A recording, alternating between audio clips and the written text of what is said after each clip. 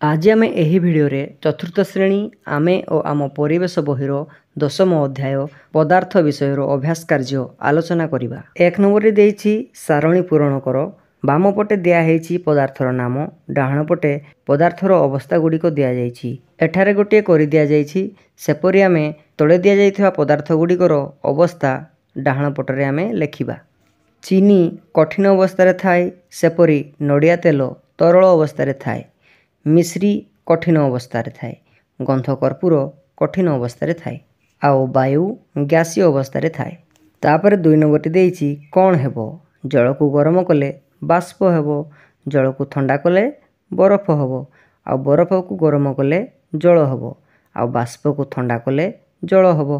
तापर 3 नंबर कहिछि तुमे आइसक्रीम खाइला बेले आइसक्रीम बही तुम हाथ रे लागि जाए काहेकि। आंसर, आइसक्रीम बाक्सरू बाहरिबा मात्रे वायुमंडलरू ताप संग्रह करी तरली जाए, फल एही तरल पदार्थ बही जाई आम हाथ रे लागि जाए।